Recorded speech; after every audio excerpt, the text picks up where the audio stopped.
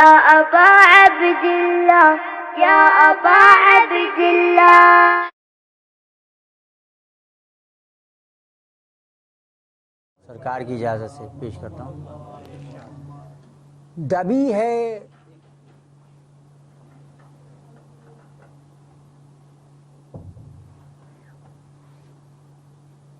محمد وآل محمد سلام اللہم صلی علی محمد وآل محمد.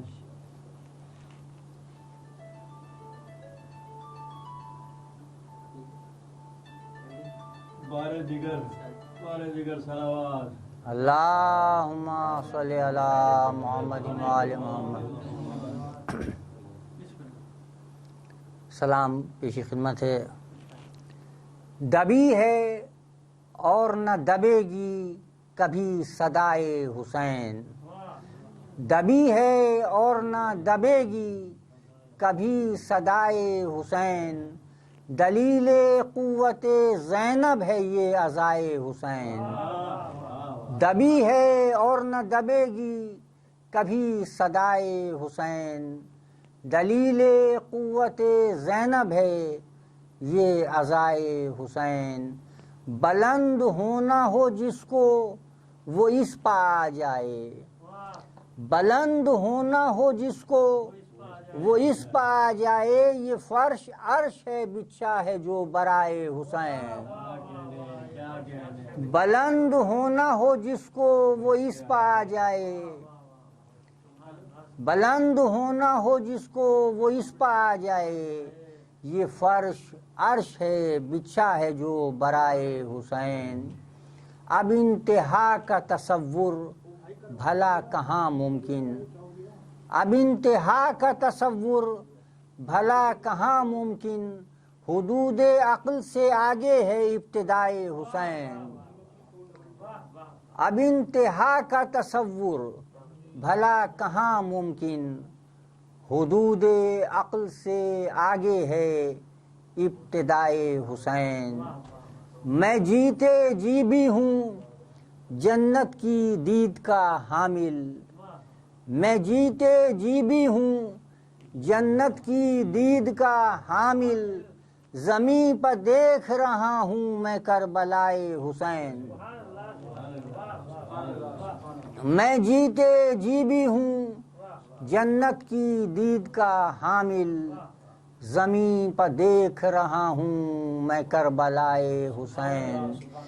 اسی سبب تو ہے آنکھوں کی آبرو باقی. اسی سبب تو ہے آنکھوں کی آبرو باقی. کہ جو بھی اشک ہیں ان میں وہ ہیں برائے حسین.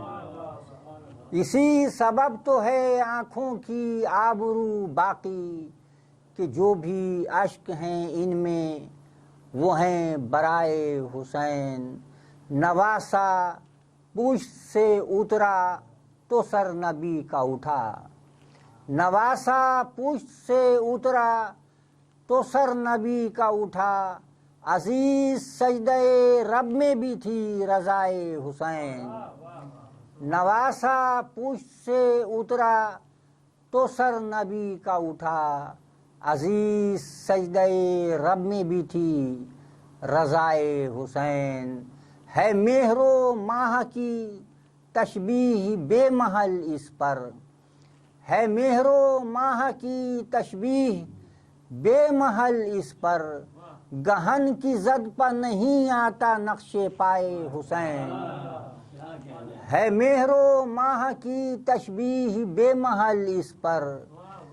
گہن کی زد پہ نہیں آتا نقش پائے حسین. ہمیشہ نسبت در پر ہے حیثیت کا مدار.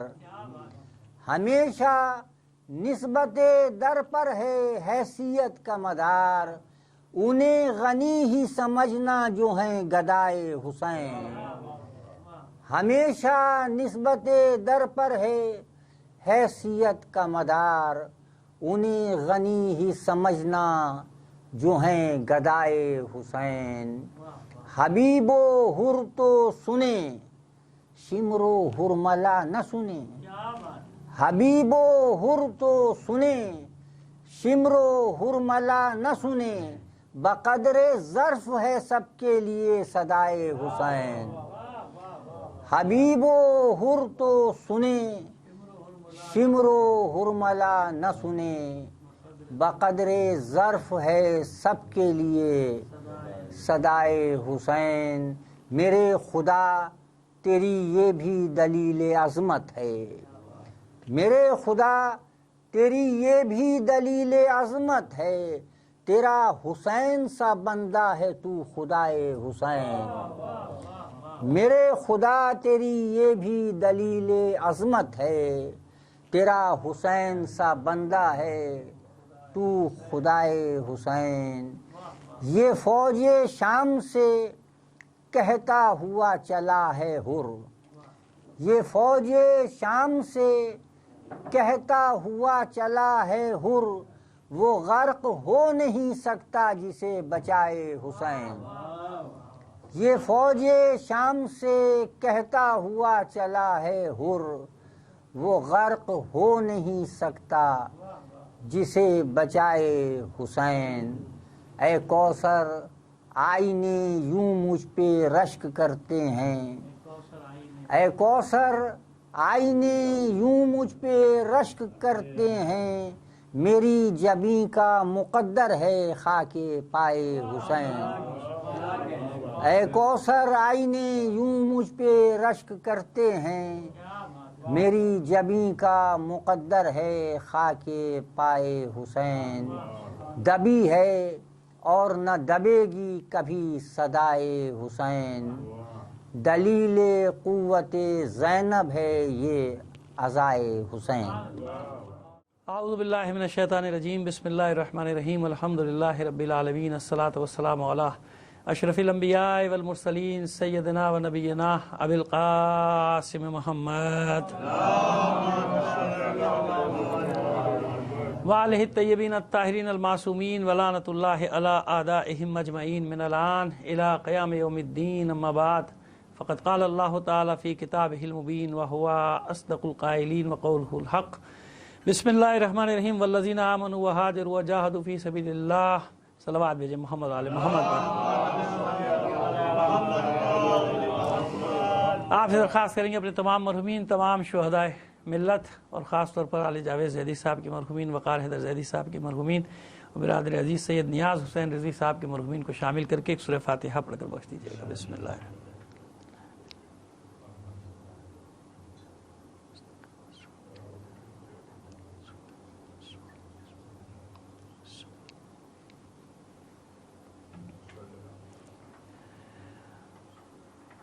صلوات عنایت فرما دیجیے محمد علی محمد پر تھوڑا سا آگے آپ آگے والذین آمنوا وہاجروا وجاہدوا فی سبیل اللہ والذین آووا ونصروا اولئک هم المؤمنون حقا بس مومن کون لوگ ہیں؟ مومن یا تو وہ ہیں جو ایمان لائے اللہ پر، اللہ کی راہ میں ہجرت کی، گھر بار چھوڑا اپنا اور اللہ کی راہ میں جہاد کیا، یا پھر وہ مومن ہیں جنہوں نے ان کی مدد کی والذین آووا ونصروا، ان کو پناہ دی اور ان کی مدد کی، یہی حقیقی مومن ہے اور انہی کے لیے رزق کریم ہے اللہ کے یہاں، انہی کے لیے مغفرت ہے بات۔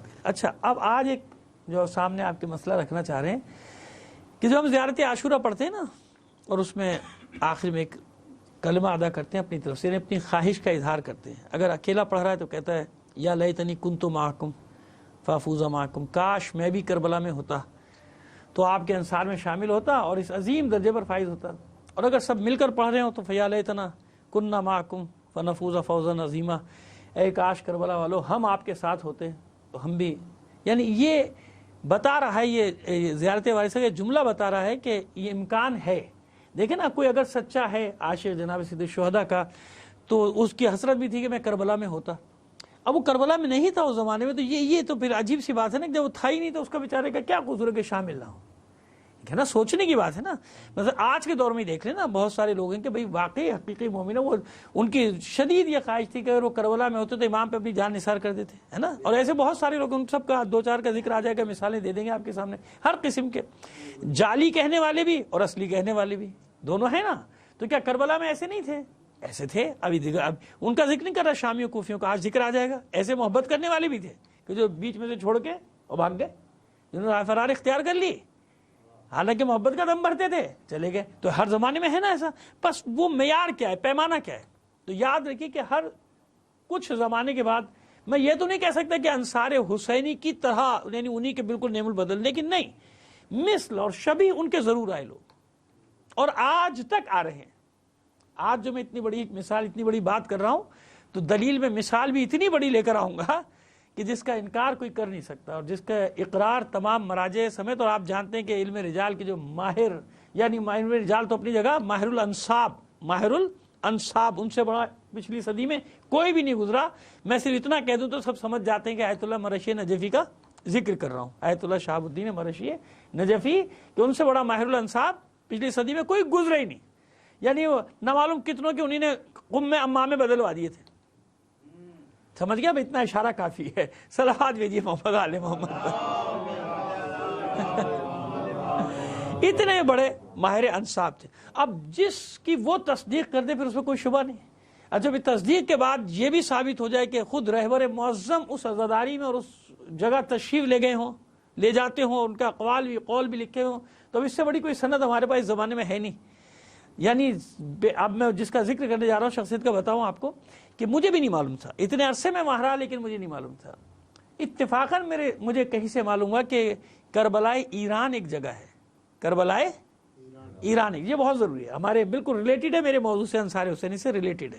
اور انشاءاللہ جہاں جہاں بھی میری مجلس یہ سنی جائے گی, جو لوگ وہاں گئے میں ان کی بات نہیں کر رہا, لیکن میجورٹی نہیں جاتی وہاں, اکثریت وہاں نہیں, اکثریت اس لیے نہیں جاتی کہ وہ جو قافلے جاتے ہیں نا ان کا وقت بھی محدود ہوتا ہے, اور وہ تمام چیزیں محدود وسائل ہوتے ہیں, تو وہ بس وہ قم مشہد یا ایک دو جگہ جاتے ہیں, اس کے علاوہ نہیں آتے. حالانکہ آپ جانتے ہیں کہ سینکڑوں زیارتیں ہیں, بلکہ میں یہ احتیاط کر رہا ہوں سینکڑوں, ممکن ہے کہ کئی ہزار زیارتیں ہوں اس پوری سرزمین پہ, فارس کی سرزمین پہ کئی ہزار زیارتیں ہوں, کیونکہ ظاہر سادات یہی تو سب سے زیادہ آئے تھے نا. پھر یہاں سے تھوڑے سے نکل کے ہندوستان کی سرزمین, اس وقت کا مشترکہ ہندوستان وہاں پھیلتے تھے, اس کے لیے بھی 2-3 راستے اختیار کیے جاتے تھے. یا وہ خشکی کا راستہ ہوتا تھا تو اس طرف سے جاتے تھے, بلوچستان کی طرف سے سمندر کا راستہ ہوتا تو یہ دیبل اور یہ پورٹ قاسم جس کو آپ کہتے ہیں, اس راستے سے, بدین کے راستے سے یہاں سے آتے تھے. اور اسی لیے میں نے ایک جو جہاں پر گیا ہوں, ایک بی بی کی قبر مبارک, اور اس پہ میرا بڑا یقین بھی ہوتا جا رہا ہے, حالات کے وقت کے گزرنے کے ساتھ ساتھ میرا یقین اس پر بڑھتا جا رہا ہے. تو ہم بی بی جن کا میں ذکر کرتا رہتا ہوں, میں جاتا ہوں, بڑی عقیدت سے جاتا ہوں وہاں پر. تو یہ ہمیں وہ جو کل بھی میں نے بات کی تھی, ایک دم کسی چیز کو رد نہیں کر دینا چاہیے کہ نہیں ہوا نہیں. اب میں آپ کو بتاتا ہوں کہ کربلا ایران کیا ہے. جب معلوم ہوا تو میں نے کبھی جانا ہے, کربلا ایران جانا ہے. کاشان سے کوئی 60-70 کلومیٹر ہوگا. اب یہ میں پورا دقیقاً نہیں بتا رہا آپ کو, ممکن ہے بھائی 55 کلومیٹر ہو, ممکن ہے 75 کلومیٹر ہو, یہ الگ بات. اس جگہ کا نام ہے مشہد اردحال. اب یہ دوسری چیز, مشہد اردحال, اردحال علاقے کا نام ہے. اردحال کا معنی ہے مقدس پہاڑ. اردحال کا معنی کیا ہے ان کی محلی زبان میں, یعنی مقامی زبان میں اردحال کا معنی کیا ہے, مقدس پہاڑ, کیونکہ پہاڑی علاقہ ہے اردحال. اردحال کے ساتھ جو آبادیاں, فین یا فنین ایک آبادی ہے, خاوہ آبادی ہے, اور کاشان کا اس زمانے میں نام تھا چہل احساران. چہل احساران, یہ حصار سے نکلا ہے, یا اور کوئی لفظ ہوگا, معنی محلی زبان میں ممکن ہے کہ کچھ اور ہو, لیکن بہرحال اس کا اس زمانے میں نام تھا چہل احساران. یہ یہاں پہ مومنی رہتے تھے. اب یہ میں جو آپ کو بات بتا رہا ہوں یہ بنی امیہ کے دور کی بات ہے, امام محمد باقر علیہ السلام کی امامت کا زمانہ, آپ کی امامت کا زمانہ. اب میں نے آپ کو اس کا محل وقوع تو بتا دیا نا کہ کاشان سے تقریباً یہ یوں سمجھ لیجیے کہ 50-55 سے لے کے 75 کلومیٹر تک ہوگا, کیونکہ دقیقاً میں نے کوئی 1-1 کلومیٹر تو گنا نہیں, مجھے وہ اندازہ ہے میرا بس اتنا کتنا فاصلہ رہا ہوگا. مشہد اردحال, اس کو اب مشہد, پہلے تو اردحال تھا, مشہد اردحال کیسے بنا؟ اچھا مشہد کے بھی معنی بتا دیں. جیسے ہی ہمارے زبان سے مشہد کا لفظ نکلتا ہے تو لوگوں کے ذہن میں مشہد مقدس وہ شہر ہے جو مشہد مقدس. بے شک عرف عام میں مشہد اگر صرف مشہد کہا جائے تو مشہد مقدس آئے گا, شہر, لیکن معنی ایسا نہیں ہے. جہاں بھی معصومین کے روضے ہیں یا جہاں ان کی قتل گاہیں, جہاں ان کو شہید کیا گیا, ہر اس مقام کو کہتے ہیں مشہد. یعنی کربلا بھی مشہد ہے, ایران نجف بھی مشہد ہے, کاظمین بھی مشہد ہے, سامرا بھی مشہد ہے, قم بھی مشہد ہے. اسی لیے دیکھیے جب وہ جمع کر کے پڑھتے ہیں تو کیا آتا ہے, وہ جب توضیح المسائل میں اور ان کتابوں میں بھی آتا ہے نا کہ مشاہد مقدسہ, صرف مزارات مقدسہ نہیں کہا جاتا بلکہ کیا کہا جاتا ہے, مشاہد مقدسہ، کیونکہ مشہد کی جمع ہے مشاہد. اب سمجھ میں آ گیا؟ مشہد ہے شہادت گاہ، گواہی دینے کی جگہ کہہ لیجیے آپ، لیکن ہم ظاہر شہادت سے نکال رہے ہیں مفہوم، تو وہ اس طرح وہ بھی گواہی ہے ایک طرح کی. تو مشہد وہ جگہ جہاں شہید کیا گیا اسے کہتے ہیں مشہد. تو یہ ہے مشہد اردحال. اب اس کی تشبیہ شہر سے نہ سمجھیے کہ وہ مشہد شہر سے تشبیہ کی بنا پہ نہیں، بلکہ وہ مشہد ہے. کس کا مشہد ہے ابھی بتاتے ہیں آپ کو. مشہد اردحال بعد میں بنا، پہلے اس کا نام ہے کیا؟ اردحال. ابھی کیونکہ تاریخ پڑھنا ہے تو ابھی مجھے معلوم ہے کہ دنیا کے مختلف مقامات پہ میری یہ مجلس سنی جا رہی ہے، تو اب یقیناً جو زائرین وہاں جائیں گے ان کو شوق ہوگا اور وہ سوچے جب میں اس کی اہمیت بتاؤں گا تو پھر ان میں یہ شوق پیدا ہوگا کہ ہم بھی یہاں پر جائیں اور زیارت کر کے آئیں. تو اللہ نے مجھے توفیق دی، میں وہاں پر گیا. یہ نہیں کہہ رہا کہ مجھ سے پہلے کوئی نہیں گیا، نہ معلوم کتنے گئے ہوں گے، بھائی پاکستان سے بھی گئے ہوں گے، ہندوستان سے بھی گئے. میں یہ کریڈٹ نہیں لے رہا، میں عرض کر رہا ہوں کیونکہ عرف عام میں لوگ وہاں نہیں جاتے. میں نے خود نہیں سنا، اتنے عرصے میں وہاں رہا اور میں نے نہیں سنا. وہ تو بعد میں مجھے معلوم ہے کہ بھی مشہد اردحال ایک جگہ ہے، کربلا ایران ایک جگہ ہے. خیر جناب، یہ کیا ہے مشہد اردحال؟ میں نے کچھ علاقوں کے نام لیے، کبھی فین لکھا ہے، کہیں فنین لکھا ہے جگہ کا نام. خاوا ایک جگہ ہے، خاوا ایک ساوا ہے، ایک خاوا ہے. پھر یہ اردحال مقدس اردحال کا علاقہ، پھر چہل احساران کا علاقہ. ان علاقے کے مومنین نے ایمان تو آ چکا تھا نا، یہاں ایمان ان علاقوں میں اسلام کے ساتھ ساتھ ایمان بھی آ چکا تھا. ان لوگوں نے خط لکھا امام محمد باقر علیہ السلام کی خدمت میں کہ ان علاقوں میں ہم، اور یہ کس کا دور ہے؟ بنی امیہ کا دور ہے. حشام ابن عبد الملک ملعون بیٹھا ہوا ہے تخت پہ دمشق میں. حشام ابن عبد الملک ابن مروان، سمجھ میں آ گیا بات؟ یہ سارا لعنت اللہ علیہم اجمعین. اب دیکھیے کس کس کو رحمت اللہ علیہ بناتے ہیں. صلوات بھیجیے محمد علیہ محمد. ہمارے پاس لعنتیں بھیجنے کے لیے بنی امیہ کے بہت سارے نام رکھے ہوئے ہیں، اطمینان رکھیے آپ. صلوات بھیجیے محمد علیہ محمد. خیر جناب، کہاں سے کہاں بات چلی جاتی ہے. یہ اس کا زمانہ ہے. امام کی خدمت میں خط لکھا، روانہ کیا قاصد کو. تو قاصد کا بھی نام لکھا ہے، وہ خیر ابھی میرے ذہن میں نہیں ہے، میرے پر لکھا ہوا ہے. اس کو بھیجا کہ ایک کوئی اپنا خاص کوئی، اور ہو سکے تو اپنے اہل بیت میں سے کسی کو بھیج دیجیے تاکہ وہ ہمیں آ کے دین کی تعلیمات، اسلام کی تعلیمات سے آگاہ کرے.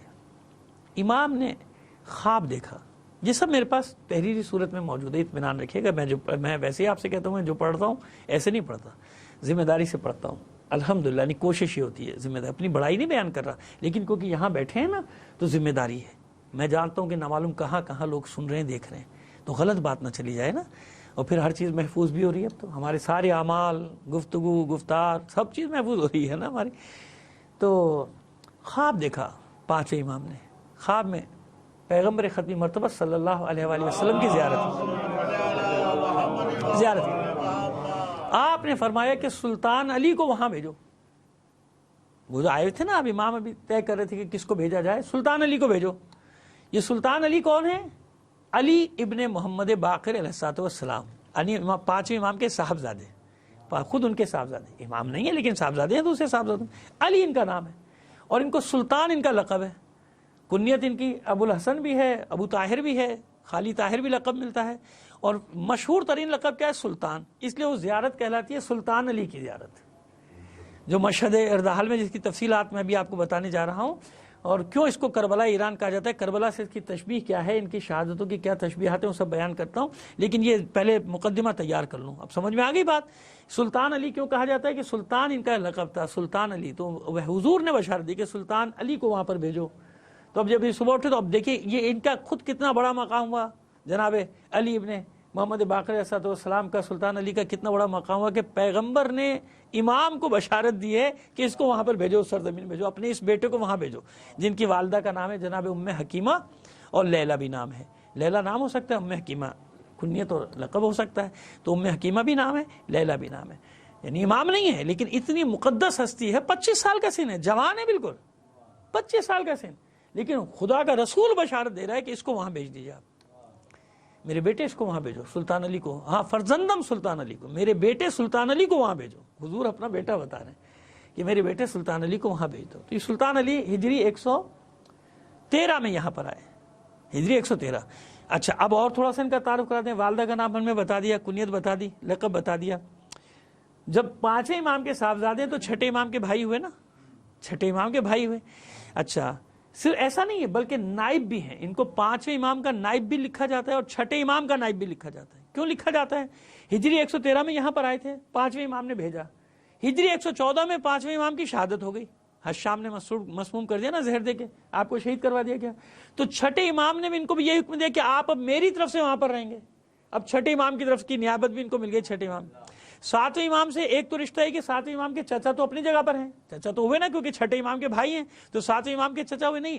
دوسرا رشتہ ہے کہ 7ویں امام کی ایک زوجہ جو ہیں وہ ان کی صاحبزادی ہیں, یعنی ان کے سسر بھی ہیں 7ویں امام کے. تو اتنے آپ یہ دیکھیں کتنی عظیم ہستی ہے.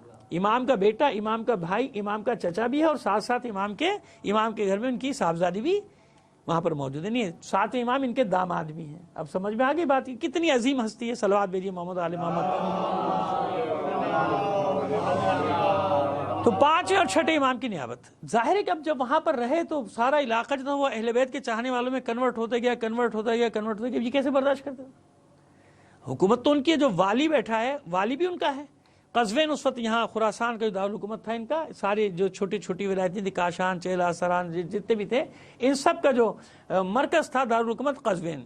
یعنی قزوین میں بیٹھتا تھا ازرق. ازرق کون تھا؟ یہ حشام کی طرف سے جو والی تھا اس پورے علاقے کا گورنر تھا. اس کا نام کیا تھا؟ ازرق ابراہ. ازرق ابراہ جو تھا, اس کو حشام کو جب مخبری ہوئی, یہاں کے ان کے چھوٹے چھوٹے جو مخبر تھے ان لوگوں نے مخبری کی وہاں کہ بھائی یہ علاقے تو وہ تیرے ہاتھ سے, وہ بیٹھے ہوئے ہیں جن کو تو نے مسموم کیا ہے, ہمت بڑھ گئی نا کہ جن کو تو نے زہر دے دیا, یہ یہاں پر بیٹھے ہوئے ہیں. مخبر تو ہر جگہ ہوتے ہیں نا, تو ان کا کچھ کر. تو اس نے پھر حشام نے ازرق ابراہ کو حکم دیا کہ ان کا سر چاہیے, ان کو قتل کرو اور وہاں سے نکالو, اس علاقے سے نکالو. اس نے بلایا ارغم شامی. ارغم لیکن ارقم نام ہے. کیا نام ہے؟ ارقم. لیکن وہ فارسی تلفظ کی وجہ سے ارغم تو بعض جگہوں پہ ارغم لکھا ہے, عربی میں اس کا نام کیا ہے؟ ارقم. جیسے وہ قم کو غم کہتے ہیں نا, کبھی گم کہتے ہیں کبھی غم کہتے ہیں, وہ تلفظ کی بات ہے. سمجھ میں آ گئی بات؟ جیسے آقا کو وہ لوگ کہتے ہیں آغا, یہ ہوتا ہے آقا لفظ قاف سے. یہ بھی آپ کی خدمت میں عرض کر دیں, کہتے ہیں نا آغا صاحب تشریف لائے, اور لکھتے بھی غین سے ہیں. یہ ایسا نہیں ہے, یہ ہے آقا. لیکن کیونکہ ان کا زبان کا جو گلے کا جو تلفظ وہ نکلتا ہے آغا, تو کہتے ہیں آغا تشریف لائے, آغا بیٹھیے, وہ لفظ ہے آقا. سمجھے؟ آقائے شریعت وہیں سے نکلتا ہے. آقائے شریعت یعنی آغائے شریعت, وہ تلفظ میں غین. تو ہمارے یہاں وہ کہتے بھی آغا ہیں ماشاءاللہ اور لکھتے بھی آغا ہیں, اگرچہ کہ معنی میں بہت سارا فرق ہو جاتا ہے, لیکن خیر اب وہ غلط العام ہو گیا تو ہو گیا. صلوات بھیجیے محمد آل محمد پر.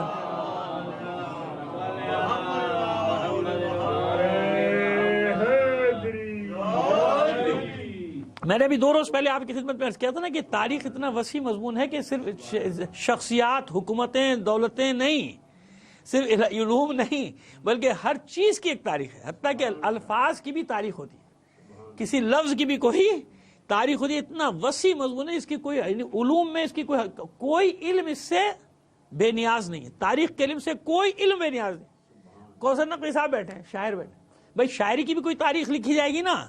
کہاں سے پہلا شعر کس نے کہا؟ جناب آدم علیہ السلام نے کہا, جناب حوا سلام اللہ علیہ نے کس نے کہا؟ مرثیہ تو کہا ہے نا. جناب حابیل کی شہادت مرثیہ تو پڑھا گیا, بھائی مرثیہ تو لکھا ہے, تو شعر لکھے نا. یعنی اشعار کی بھی تاریخ ہوئی کہ نہیں ہوئی ہے نا؟ تاریخ ہے, شاعروں کی بھی تاریخ, اشعار کی بھی تاریخ. صلوات بھیجیے محمد علی. آئیے, جب یہ ارقم شامی کو, جس کو ارغم اور بعض لوگ غین سے لکھ بھی دیتے ہیں کیونکہ تلفظ کیا, جب سنا ارغم تو نہیں, ارغم شامی لکھنا شروع کر دیا, نہیں ارقم نام ہے. ارقم شامی کو لشکر دے کے اس نے بھیجا. ارقم وہ لے کے آیا اس کے والی کے پاس, چیلے ساران کے والی کے پاس. اس کو دیا, بھائی یہ ہے آرڈر لے کر آ گیا ہوں میں. اس نے بھی اپنی فوج ساتھ کر دی کہ لے جاؤ. وہ بھی جان چھڑانا چاہتے تھے کہ بھائی یہ سارا, کیونکہ حکومت اصل میں تو ان کی ہو گئی نا, جس کی دلوں پہ حکومت ہوتی ہے حکومت تو اس کی ہوتی ہے. علاقے کے لوگوں میں ان کا احترام. تو جب علاقے کے لوگوں کو, فین کے لوگوں کو, فنین کے لوگوں کو, خاوے کے لوگوں کو یہ معلوم ہوا کہ لشکر ان کو گرفتار کرنے کے لیے آ رہا ہے, تو یہ بیچارے جمع ہو گئے.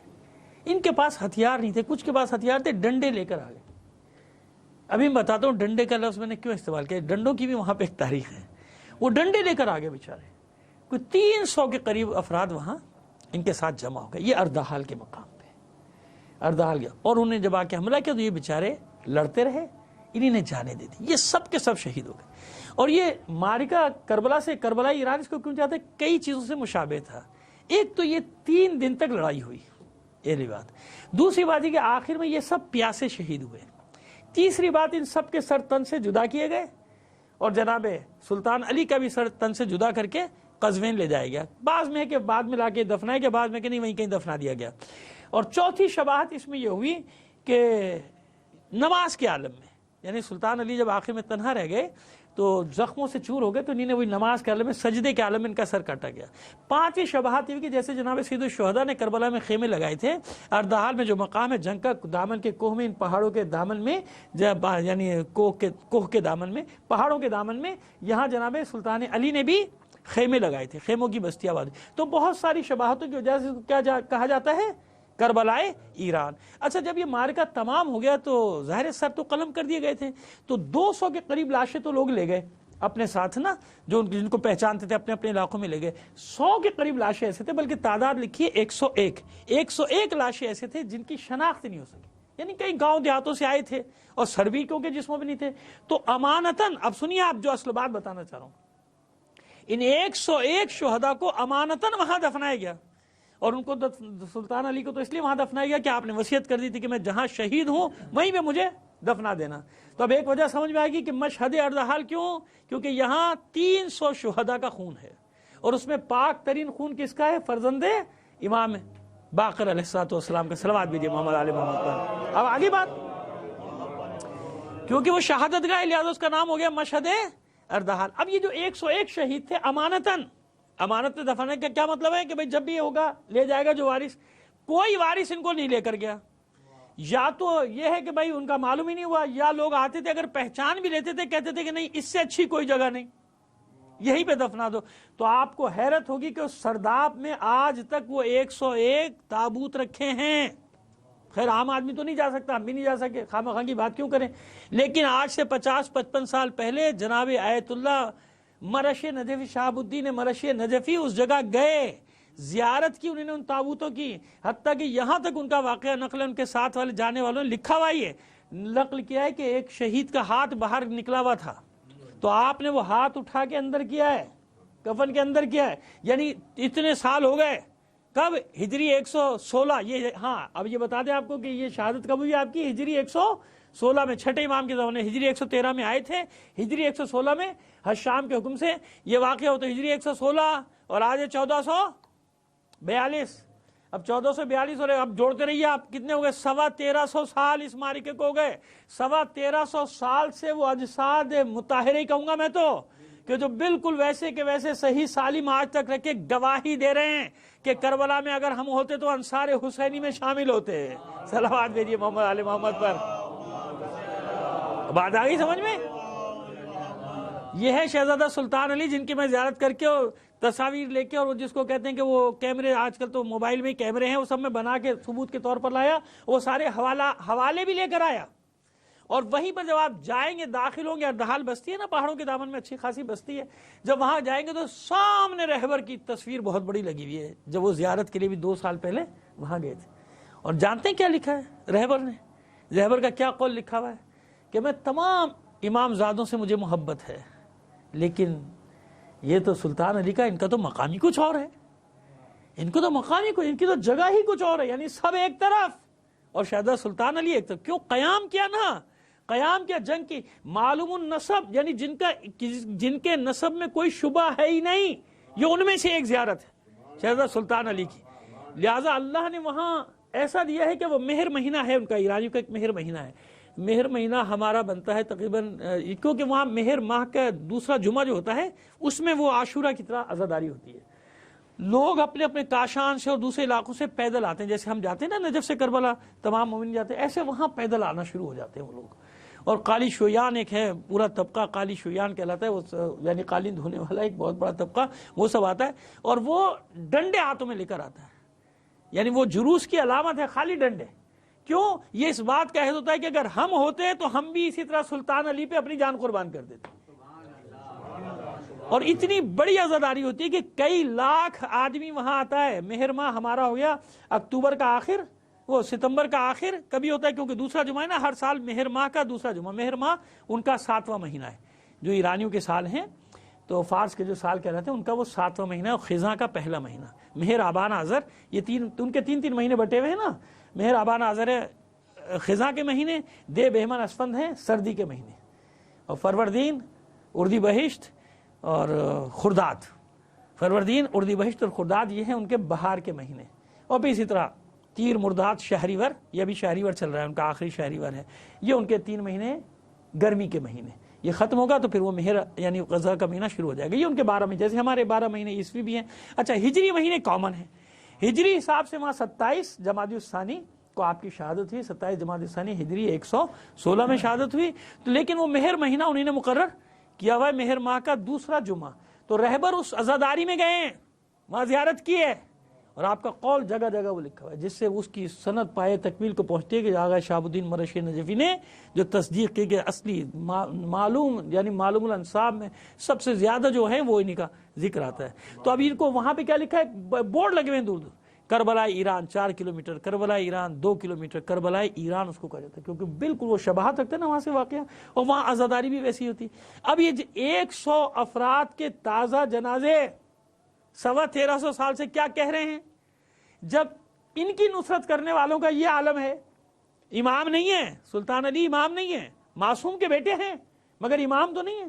اور اللہ کا رسول انہیں کہہ رہے ہیں میرا بیٹا، میرے بیٹے سلطان علی کو وہاں پر بھیجو.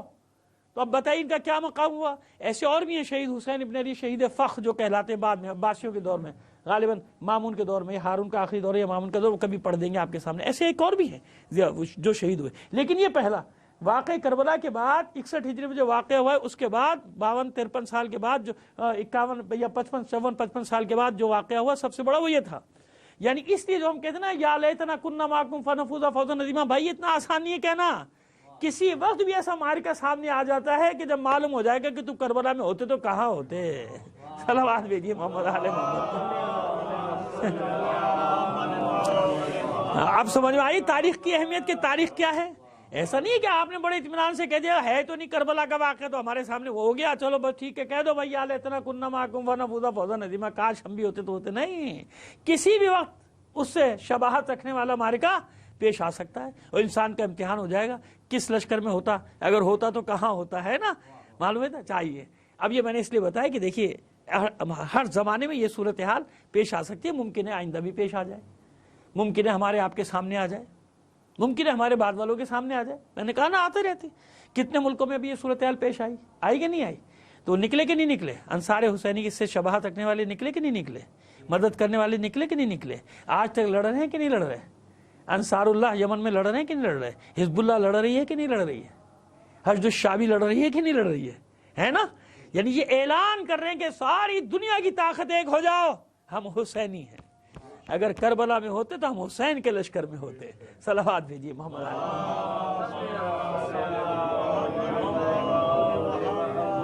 آئیے آج جن ہستیوں کا ذکر کرنے والے ہیں ان میں سب سے پہلا نام ہے قارب ابن عبداللہ ابن اریقط. یہ اریقط کون ہے؟ اچھا قارب کے بارے میں بتا دیں گے. امام حسین السلام کے غلام کہلاتے ہیں. قارب مولا الحسین. زیارت ناہیہ میں جب ان پہ سلام بھیجا امام نے تو یوں بھیجا سلام علی قارب مولا الحسین، قارب پر سلام ہو جو حسین کا غلام ہے. یہ کتنی بڑی بات ہے زیارت ناہیہ. اور میں آج زیارت ناہیہ دیکھ رہا تھا، ایک ایک چیز کی تصدیق کر رہا تھا. ناسخ التواریخ میں ہے پوری زیارت ناہیہ، اور ویسے بھی الگ سے بھی بہت ساری جگہوں پہ ہے، اور اس میں ابن طاؤس نے بھی بحر الانوار بھی نقل کی. لیکن آج میں خاص طور پہ کتاب خانے میں بیٹھا ہوا دیکھ رہا تھا تاکہ ایک بار اور اپنی آنکھوں سے تصدیق کرتا چلا جاؤں ایک ایک نام کی. تو ان کے نام کے ساتھ ہے السلام علی قارب مولا الحسین، حسین کے غلام قارب پر سلام ہو. زیارت ناہیہ من پر سلام ہے قارب. یہ نہیں اتنا مستند نام ہے. یہ قارب ابن عبداللہ ابن اریقط ہیں. کون یہ اریقط کون ہے؟ عبداللہ ابن اریقط کون ہے؟ حضور نے جب ہجرت کی ہے نا مکے سے مدینہ تو غار ثور سے جو رہنما بنے ہیں وہ یہ بنے عبداللہ ابن اریقط، اپنے والد کا. یہ تو چھوٹے سے اریقط. یہ ساتھ انہیں یعنی غیر معروف راستوں کے جاننے والے تھے نا، عام راستے سے ہٹ کے چل رہے تھے نا. آپ کو معلوم ہے نا کہ مکے والے پیچھے لگے ہوئے تھے کہ کہیں پکڑ لیں کہیں پکڑ لیں، اس لیے راستے بدل بدل کے جاتے. تو یہ سارے راستوں سے واقف تھے. یہ راستے بدل بدل کے غیر معروف راستوں سے انہی نے یثرب پہنچایا تھا. اسی لیے 5 دن لگے. جو 2 دن کا راستہ 3 دن کا راستہ تھا اس میں ممکن ہے اس سے بھی زیادہ لگے ہوں. کافی دن کا سفر کر کے طے کر کے وہاں پہنچے تھے. یہ ان کا منصب یہ ہے کہ یہ رہنما تھے، یعنی وہ راستوں کے رہنما، کہ وہ غیر معروف راستوں سے لے جانے کے لیے ان کا انتخاب کیا گیا تھا کہ یہ راستوں سے واقف تھے کہ ان کے ساتھ لے جایا جائے. ان کے بیٹے عبداللہ، اریقط کے بیٹے عبداللہ. اچھا اب آئیے آپ کو اب سرے ملاتے ہیں. عبداللہ حضور کے بعد مولا کائنات کے پاس آ گئے.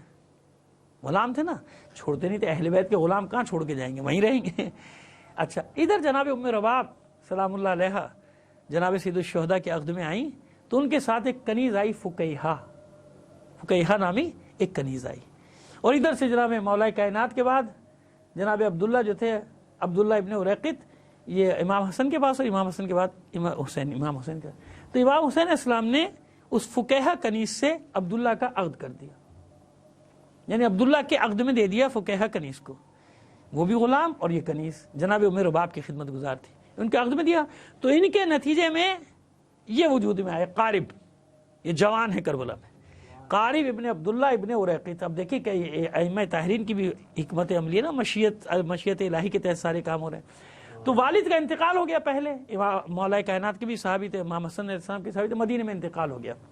تو جب یہ کربلا قافلہ روانہ ہوا تو اپنی والدہ کے ساتھ، یعنی جناب فقیہہ کے ساتھ، یہ قارب ابن عبداللہ کربلا تشریف لائے، اپنی والدہ کے ساتھ ہے، مدینے سے ساتھ ہے. اور وہاں والدہ نے حکم دیا کہ اب اپنی جان قربان کرو، اور یہ انہیں نے اپنی جان قربان کی جناب سید الشہداء پر، اپنی جان کو قربان کر دیا. ایک صلوات بھیجیے محمد آل محمد پر. آئیے اس کے بعد ایک اور اہم نام ہے. اب وہ جو میں نے بات کی نا اس طرف آپ کو لانا چاہتا ہوں. ایک صلوات اور بھیج دیجیے محمد آل محمد پر. یہ ذرا سا اس میں وقت لیں گے آپ کا، ایک ترتیب سے چلیں. نعیم ابن عجلان ابن نعمان، انصاری، زرقی، خزرجی، یعنی بنی اوس و خزرج جو تھے نا دو قبیلے، بنی خزرج کے اس کی ایک شاخ بنی زرق، اس لیے زرقی کہلائے. اور انصاری کیونکہ مدینے میں انصار میں شامل تھے، مدد کرنے والوں میں، تو اس لیے انصاری.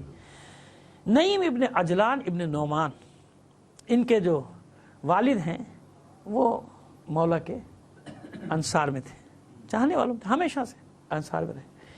نعیم کے دو بھائی اور ہیں، ایک کا نام ہے نعمان ابن عجلان ابن نعمان، یعنی عجلان نے اپنے ایک بیٹے کا نام نعیم رکھا، ایک کا اپنے باپ کے نام پہ نعمان رکھا، ایک کا نام نظر رکھا. نعیم، نعمان اور نظر. نعمان بڑا ہے، نظر اس کے بعد، اور نعیم اس کے بعد. نعیم سب سے چھوٹے ہیں، نعیم ابن عجلان. یہ نعمان جو تھا اس نے شاعر بھی تھا، صفین میں بڑی بہادری دکھائی، اشعار وغیرہ بھی کہ سپاہیوں کا جوش بھی اڑا. تو مولا نے اس کو بحرین کی امارت دے دی، ولایت جس کو کہتے ہیں نا، ولایت کے بحرین کا والی بنا دیا. لیکن جب یہ والی بنا تو اس نے خیانت کرنا شروع کر دی بیت المال میں. ہوتا ہے نا پہلے لوگ ایماندار ہوتے ہیں، مال سامنے آ جاتا ہے تو بے ایمان ہو جاتے ہیں. یعنی جب تک مال نہیں ہے، جب تک ایمان سلامت ہے، جو ہی مال سامنے آیا ایمان رخصت ہو گیا، فارغ ہو گیا ایمان، ہے نا. تو بھئی یہ اس کے ساتھ ہوا. نعمان ابن عجلان جو تھا اس نے خیانت کی، مولا کو خبر مل گئی. اپنے قوم قبیلے والوں کی خوب بیت المال سے مدد کرتا تھا اور اپنا کمیشن بھی رکھ لیتا تھا.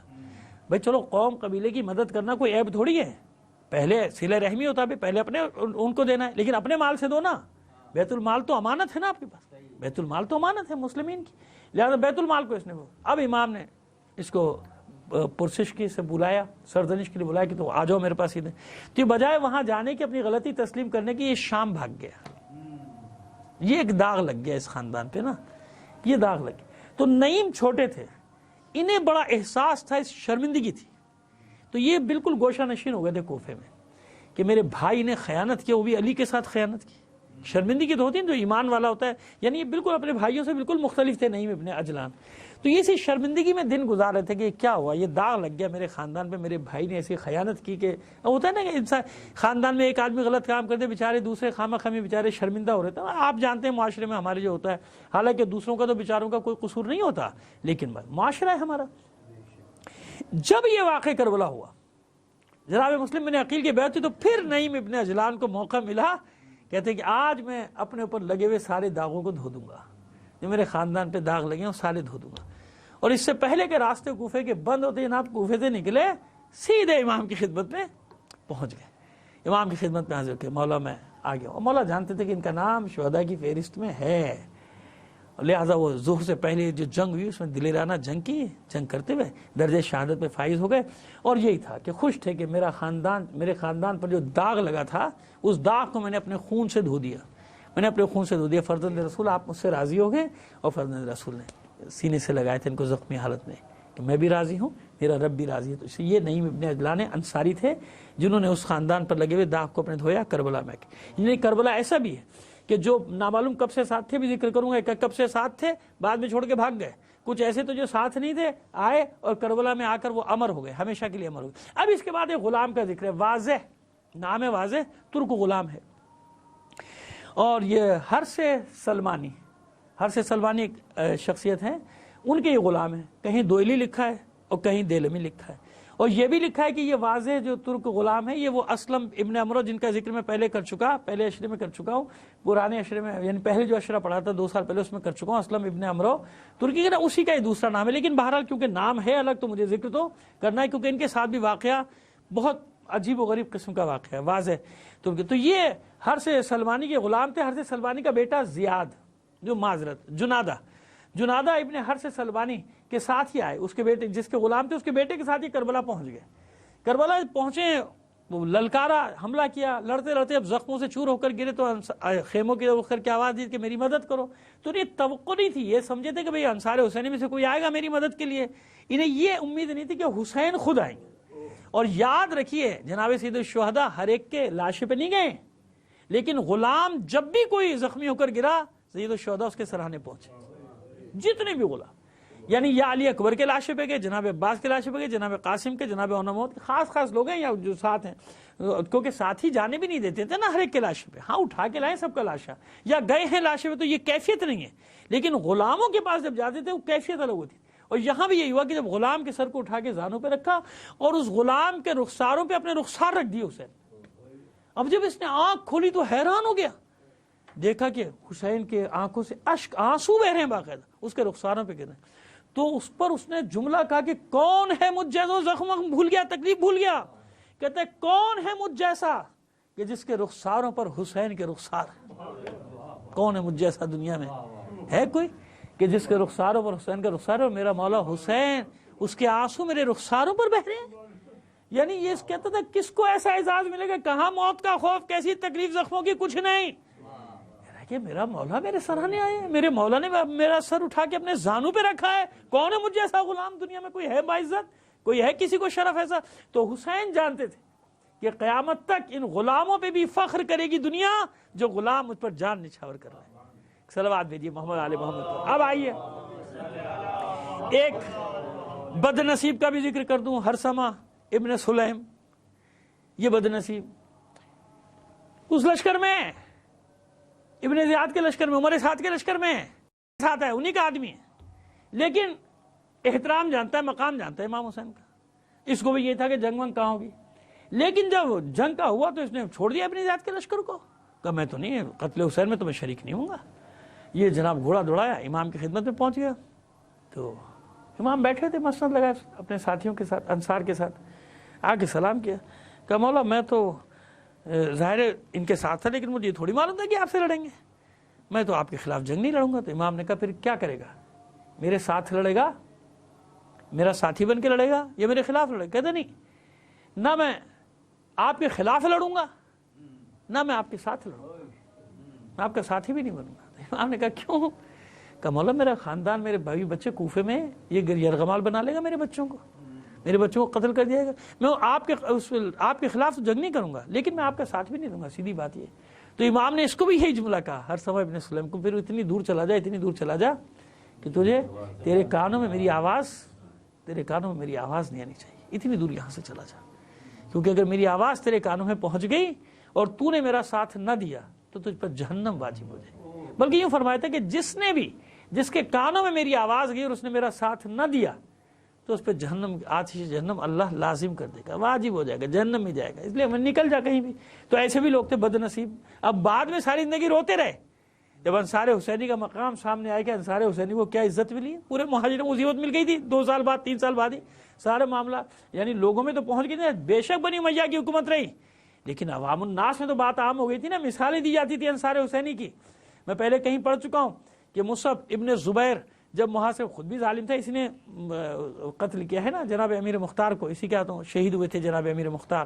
لیکن جب اس کا آخری وقت آیا اور جب یہ گھرا ہے کس کے ہاتھوں میں, جناب عبد الملک ابن مروان کے لشکر کے ہاتھوں میں, جب یہ گھرا ہے, اس سے بھی کوفہ لے لیا گیا تھا, تو اس نے جب گر گیا تو لڑا، بہادر تو تھا نا بھائی، ظاہر ہے حضرت زبیر کی اولاد تھے تو بہادر تو تھے، لڑنے میں تو ماہر تھے۔ مصعب ابن زبیر بہت جنگجو تھا، تو اس نے اپنے ساتھی جو دو چار تھے ان سے کہا کہ مجھے حسین کی لڑائی کا حال بیان کرو میرے سامنے، تاکہ مجھ میں جوش پیدا ہو اور قتل ہونے میں آسانی ہو جائے، یعنی مرنے میں وہ، یعنی دشمن جو تھے وہ بھی جانتے تھے، دشمن بھی کہ اگر جوش چاہیے تو شہادت حسین بیان کرو، واقعات کربلا بیان کرو۔ اس نے چلا کر کہا تھا کوئی ہے جس نے واقع کربلا دیکھا ہے؟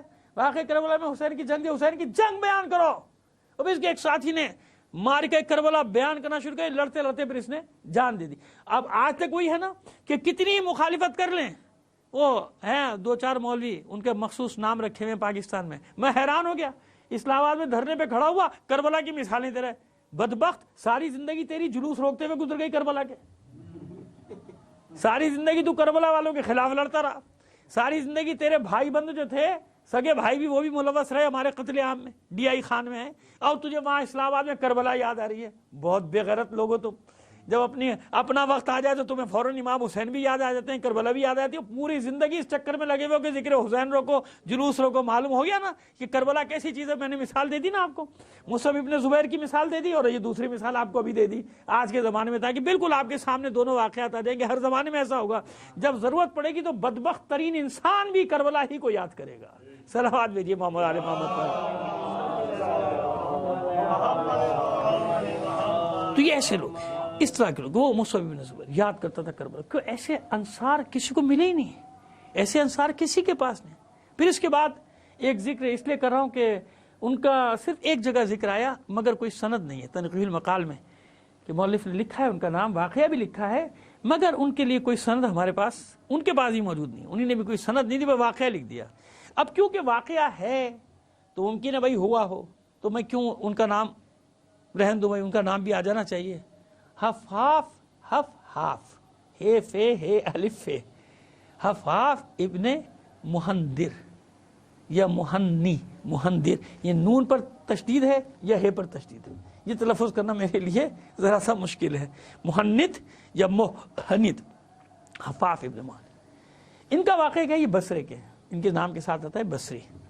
یہ پہنچے دیر، جو واقعہ لکھا ہے وہ پڑھ رہا ہوں، میں نے پہلے بتا دیا کہ تنقیح المقال کے سوا کہیں اس کا ذکر نہیں، اور تنقیح المقال میں بھی حوالے نہیں دیے ہوئے نا، ایک ہوتی ہے سند، یہ میں اسناد کی بات کیوں کرتا ہوں بار بار، ایک ہوتی ہے سند کہ تنقیح المقال میں لکھا ہے تو کہاں سے لکھا، اس نے کہاں سے لکھا، اس نے کہا، اسی کو علم رجال کہتے ہیں، علم رجال جس میں کسی حدیث کا کسی واقعے کا معلوم ہوتا ہے کہ یہ حدیث کیسی ہے، مستند ہے، حسن ہے، احسن ہے، مرسل ہے، کیا ہے نا، خبر واحد ہے، کیا ہے یہ۔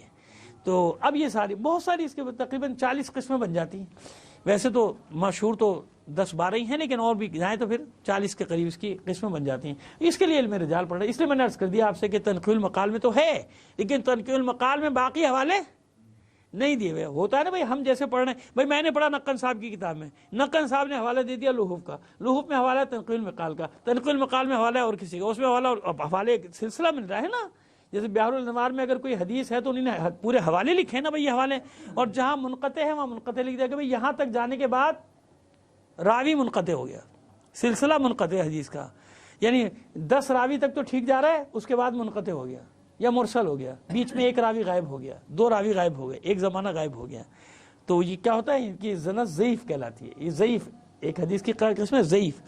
مستند کون سی ہوتی ہیں؟ جن کا کوئی سلسلہ روایت ٹوٹا نہ ہو کہیں بھی، اور سب ثقہ بھی ہوں، یعنی جتنے بھی راوی ہیں ان میں کوئی کسی پر جھوٹ کا گمان نہ ہو، تو وہ ثقہ کہلاتا ہے۔ راوی تو ہوتے ہیں سب، ممکن ہے سلسلہ بھی سیدھا ہو لیکن ممکن ہے اس میں کوئی ثقہ نہ ہو، یعنی سچا نہ ہو، ایسا بھی ہوتا ہے نا۔ اب یہ ہے تو مشکل مجلس کے لیے باتیں، لیکن اس لیے کانوں میں آپ کے ڈالتا چلا جاتا ہوں کہ کہیں نہ کہیں کام آ جاتی ہیں۔ صلوات بھیجیے محمد آل محمد پر۔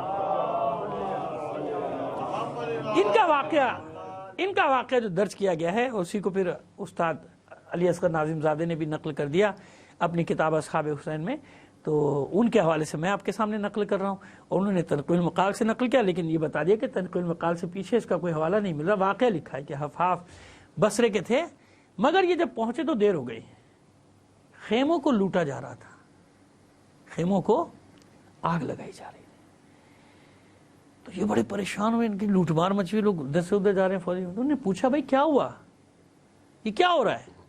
حسین کہاں ہے؟ حسین ابن علی کا لشکر کون سا ہے؟ تو انہوں نے پوچھا بھائی تم کون ہو؟ کہا میں وہاں سے آیا ہوں، حفاف میرا نام ہے، بصرے سے آیا ہوں۔ ان کو تو معلوم ہی تھا کہ اتنے سے 70-72 ہوں گے امام حسین، وہ سمجھے کوئی لشکر ہوگا بڑا۔ انہوں نے کہا کہ بھائی وہاں سے آئے۔ میں کہا کہ بھائی وہ تو حسین تو شہید کر دیے گئے، یہ دیکھ نہیں رہے کیا ہو رہا ہے، کیا ہو رہا ہے تمہارے سامنے، حسین کے خیموں کو ہی لوٹا جا رہا ہے۔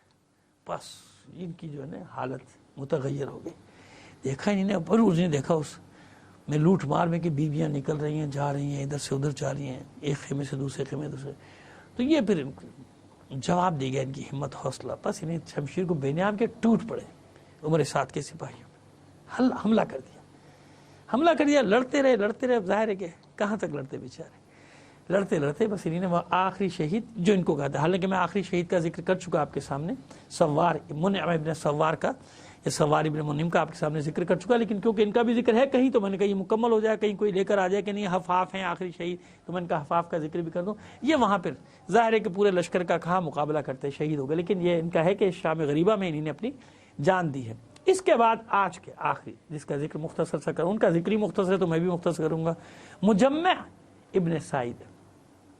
یہ مجمع ابن زیاد ابن سعیدی، یہ مجمع ابن زیاد جو تھے یہ اس مجمع سے الگ ہیں جن کا میں پہلے ذکر کر چکا، یہ ان سے بالکل الگ ہے، ان کے ساتھ ان کا کوئی تعلق نہیں۔ ان کا بھی مسئلہ یہ تھا کہ کوفے میں بیچارے بیعت کرنے والوں میں شامل تھے، کوئی ان کو ساتھ دینے والا نہیں تھا، یہ کس جگہ سے ساتھ ہوئی یہ بھی نہیں معلوم، لیکن تھے بڑے دلیر، امام کی خدمت میں آئے ہیں۔ اور کہیں لکھا ہے کہ جاہنی ان کے نام کے، جاہنی وہ جو میں ایک عقبہ ابن سلط کا واقعہ پڑھ چکا نا، ایک بستی تھی مدینے کے اطراف میں، ایک بستی تھی جس کا نام تھا جاہنیہ اس بستی کا نام تھا، مدینے کے ساتھ، یہ وہاں کے رہنے والے تھے، جس کے ایک شہید کا میں پہلے ذکر کر چکا۔ یہ مکے سے مدینے سے امام کے ساتھ آئے، بعض لوگ کہتے ہیں۔ منزل زبالہ میں ان کا ذکر ملتا ہے۔ منزل زبالہ کون سی ہے؟ کربلا سے پہلے، کافی پہلے۔ منزل زبالہ وہ منزل ہے جہاں امام کو جناب مسلم بن عقیل کی شہادت کی خبر ملی اور جناب ہانی بن عروہ کی شہادت کی خبر ملی۔ یہ وہ جگہ ہے کہ جہاں امام نے سب کو اجازت دے دی تھی کہ جس کو جانا ہے چلے جاؤ، دیکھو مسلم اور ہانی شہید ہو گئے، کوفے نے بے وفائی کی، دغا کی، اب میں جہاں جا رہا ہوں سوچ لو کہ وہاں کیا ہوگا، چلے جاؤ۔ تو بہت سے لوگ چلے گئے، ان سے بھی کہا تو آپ بھی چلے جائیے، یہ نہیں گئے۔ مجمع ابن زیاد یہ کہتے ہیں میں نہیں جاؤں گا، میں تو آپ کے ساتھ آخر وقت تک کا میں نے عہد و پیمان کیا ہے، میں واپس نہیں جاؤں گا، آپ کے ساتھ ہی رہوں گا۔ لڑے، ظہر کے وقت نکلے میدان میں اپنے گھوڑے پر سوار، جو نکلتا تھا یہ اس کو غزوات میں حصہ لیے ہوئے تھے، گرا دیتے تھے گھوڑے سے زخمی کر کے۔ تو پھر یہ ہوا کہ 7-8 آدمیوں نے مل کر ان پہ حملہ کیا، پھر بھی یہ زیر نہیں ہوتے تھے، دلیر بہت تھے، شمشیر زن تھے۔ تو پھر کیا کیا انہوں نے ترکیب کہ ان پر حملہ نہیں کیا، ان کے گھوڑے پہ حملہ کر دیا، پے کر دیا گھوڑے کو، یعنی اس کے پیر کاٹ ڈالے تو گر پڑے، گھوڑا گر پڑا، یہ بھی جب یہ گر پڑے تو وہ سوار تھے 6 اور یہ پیادہ تھے، لہٰذا پھر نیزوں سے ان کو مارا گیا، نیزوں سے۔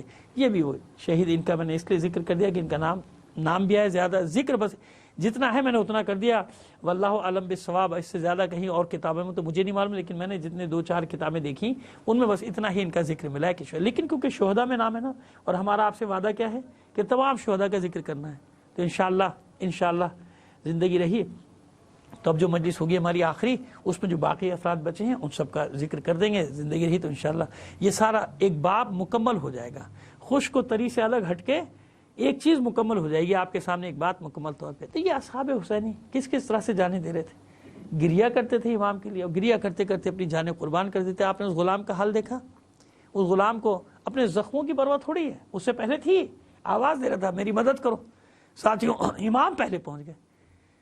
اب مجھے بتائیے کہ جناب سید الشہداء ایسے انصار کو یاد نہ کریں تو کیا ہو؟ اب اگر چھٹا امام اور امام سے لوگ کہیں کہ 1 لاکھ تلواریں آپ کی نصرت کرنے کے لیے تیار ہیں، آپ قیام کیوں نہیں کرتے؟ تو امام نے کہا کتنی بتا رہے ہیں؟ 1 لاکھ؟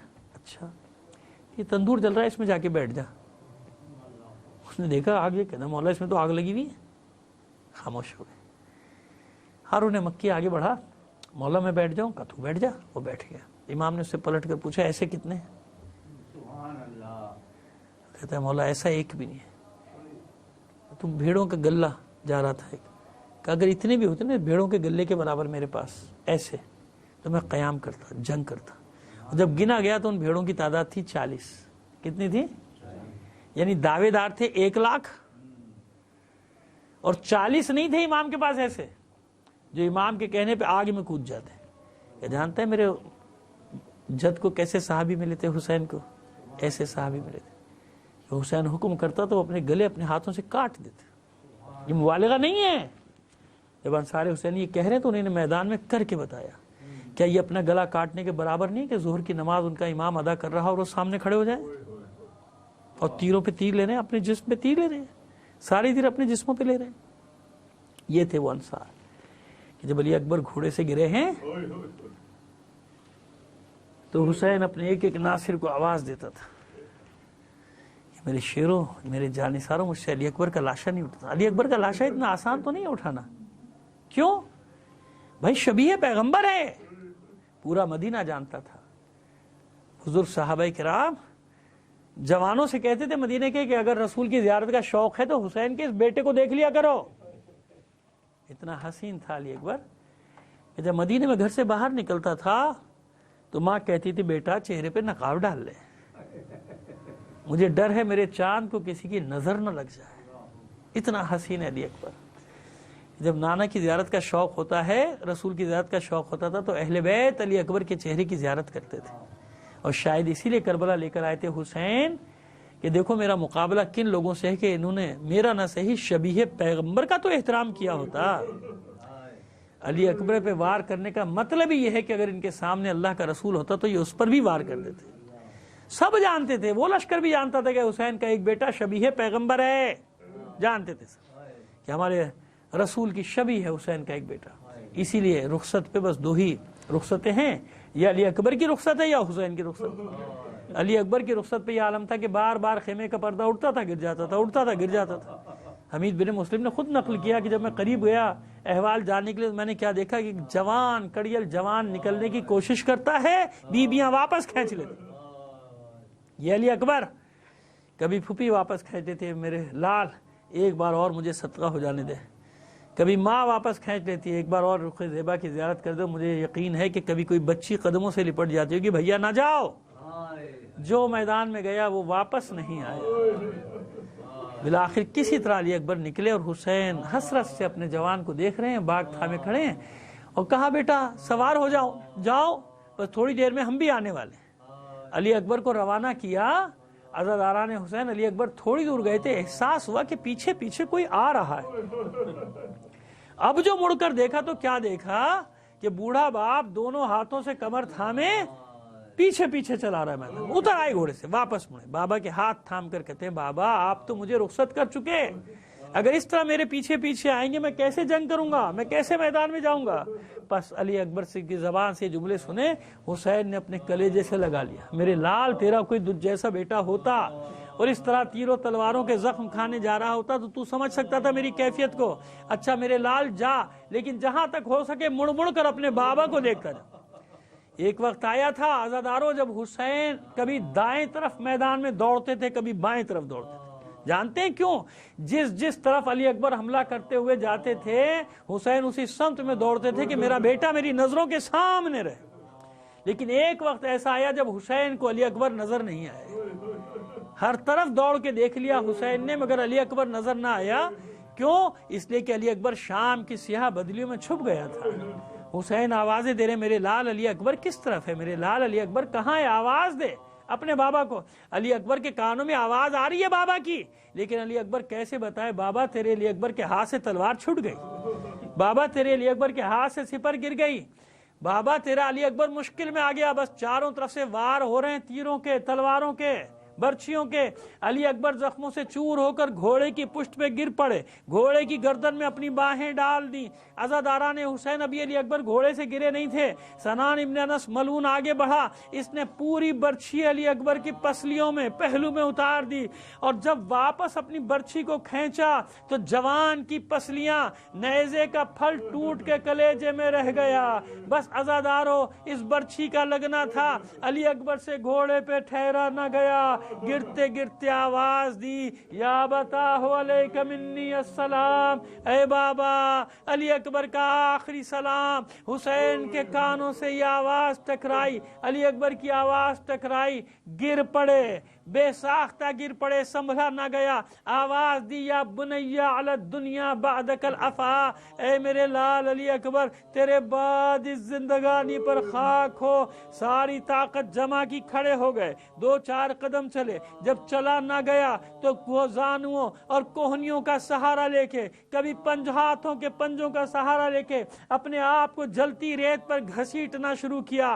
آواز دیتے جاتے ہیں میرے لال علی اکبر آخر تو کس طرف گرا ہے، کچھ تو آواز دے، مجھے کچھ نظر نہیں آتا، تیری آواز نے میری بینائی چھین لی میرے لال علی اکبر۔ آخر کسی طرح ٹھوکریں کھاتے ہوئے علی اکبر کے سرہانے پہنچے، دیکھا بھی کچھ جان باقی ہے، سر اٹھا کے زانو پہ رکھا، اپنے رخسار علی اکبر کے رخساروں پہ رکھ دیے، بیٹا آنکھیں کھول، دیکھ حسین آیا ہے، دیکھ بابا آیا ہے۔ علی اکبر نے آنکھیں کھولی، بابا کے رخ انور کی زیارت کی، سلام کیا، حسین نے جواب دیا، پوچھا میرے لال کس حال میں ہے؟ علی اکبر فرماتے ہیں بابا نیزے کی انی ٹوٹ کر کلیجے میں رہ، بہت اذیت میں ہوں بابا، بہت تکلیف میں ہوں۔ اچھا میرے لال یہ امتحان بھی لے گا۔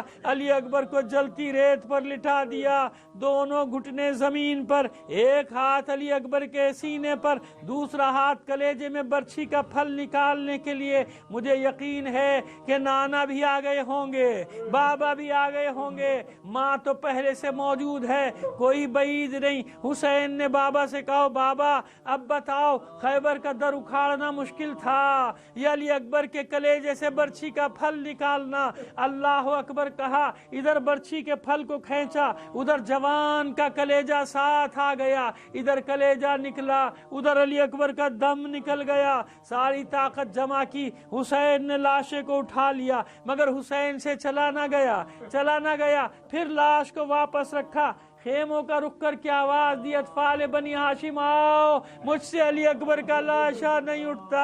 حسین کی آواز خیموں سے ٹکرائی، خیموں کے پردے اٹھنا شروع ہوئے، چھوٹے چھوٹے بچے واہ حسینہ کرتے دوڑے قتل گاہ کی طرف۔ حسین ان بچوں کی مدد سے علی اکبر کے لاش، اللہ لعنت اللہ علی القوم الظالمین وَسَيَعْلَمُ الَّذِينَ ظَلَمُوا أَيَّ مُنْقَلِبٍ يَنْقَلِبُونَ۔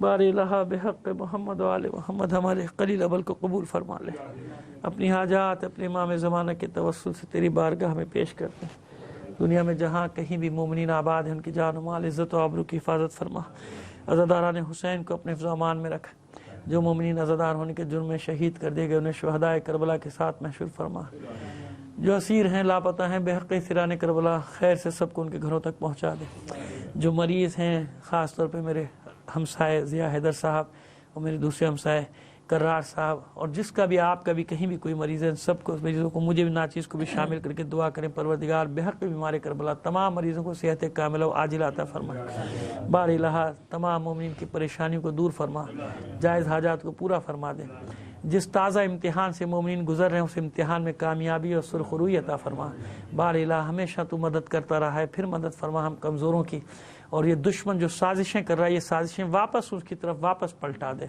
ہمیں متحد ہو کر ان سازشوں کا مقابلہ کرنے کی توفیق عطا فرما، باری الہ جو عناصر ہماری صفوں میں انتشار کا باعث بنتے ہیں اگر ہدایت کے قابل ان کی ہدایت فرما دے، اگر ہدایت کے قابل نہیں تو ان کے شر سے مومنین کو محفوظ فرما دے، رہبر معظم انقلاب اور تمام مراجع الزام علماء حق کا سایہ علماء ربانی کا سایہ ہمارے سروں پر سلامت رکھے، ہم اس قابل نہیں اس قابل بنا دے، جب تیری آخری حجت کا ظہور ہو تو ہم اس کے ادنا سے سپاہیوں میں شامل ہو سکیں، تعجیل فرما ظہور امام زمانہ میں آپ سے درخواست کروں گا، برادر عزیز سید نیاز حسین رضوی، آل جاوید زیدی، وقار حیدر زیدی، ان سب کے مرحومین کے اور اپنے مرحومین اور شہداء کو شامل کر کے ایک بار سورہ فاتحہ 3 بار سورہ اخلاص کی تلاوت فرما دیجیے گا۔